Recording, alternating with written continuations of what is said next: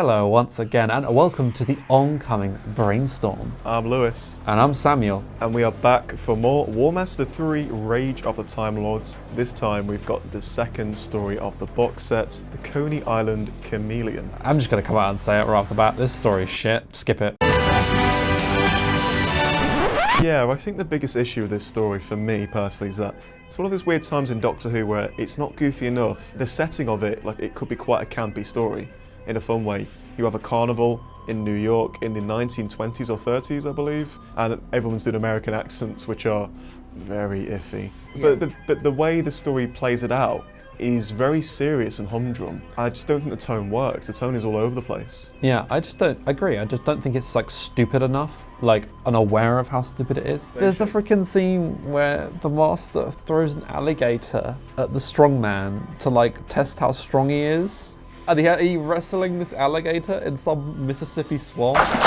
But the story is like already depressing. They're like, ew, we've got to scavenge up our money and oh, it's so hard being us, and oh, Esther, I'm so sorry, we live in this place, you know, oh dear. Yeah, so the main character, I can't remember his name. Strongman. Rocky Balboa 2.0. Hi, my name is Rocky Balboa, the Italian stallion. Yeah, this guy is an Italian-American and the accent isn't that convincing. And there's a lot of him just shouting after this girl he's looking after, like, Esther! And the accent is questionable. It kind of makes sense in some regard because, right, you got the Master involved in the story. You can't get too attached to the main characters. But, like, we're stuck in their shoes, falling from their perspective. We're not seeing it from the Master's perspective, or enough of the Master's perspective, which could be a lot more fun. Yeah, you could have gone for more of a Cole or Alice kind of character where you really care about them and, you know, you don't want to see them die.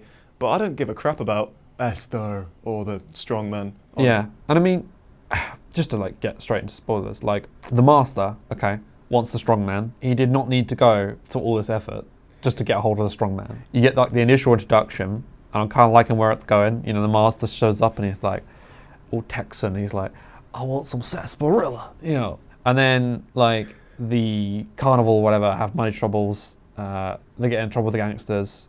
The Master rescues them, sort of. They run away. They get on a train. That doesn't work out. They get off the train, go into the swamp. They get attacked by an alligator, so that didn't work out. They keep going. They meet up with some woman who's like all charismatic and whatnot. And then they get on a boat, and then that doesn't go well either. It's like they keep going from destination to destination, and like nothing is really progressing in terms of like the plot. They just spend the whole story running from place to place. When you get to like the end, right, where the Master has kidnapped the chameleon, right? And he's on like this boat going up a really choppy waters. And the strongman like gets in a boat and like rows back against the current. He gets on the boat and he gets the Master, right? And then the Master just like freezes him in time and space. He's like, haha, I've got you now. I was never looking for your chameleon. I was always after you. It's like, it's really like... mustache twirling. It is really like Saturday morning cartoon type thing. As soon as I saw the dream-a-majig, Dr. Robotnik, I knew you'd want to know about it. Indeed. If I had that machine, I could terrorize all pingers. And the other thing, right, is that the story makes out as if the strongman is really, really important, and he isn't.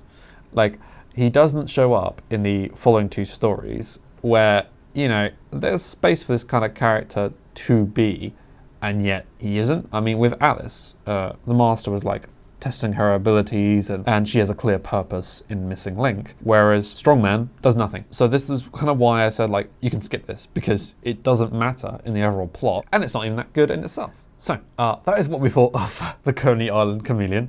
Yeah, it's bad, but you know, it's not the worst. It's just worth skipping and it doesn't bring down the whole box set. No, it's just one bad story out of four. You know, the other three are great for the most part. Thanks very much for watching. We'll be seeing you next time when we get to talk about our favourite part of the box set, The Missing Link, which is part one of a second part story. We're very excited to talk about that one. Take care and goodbye.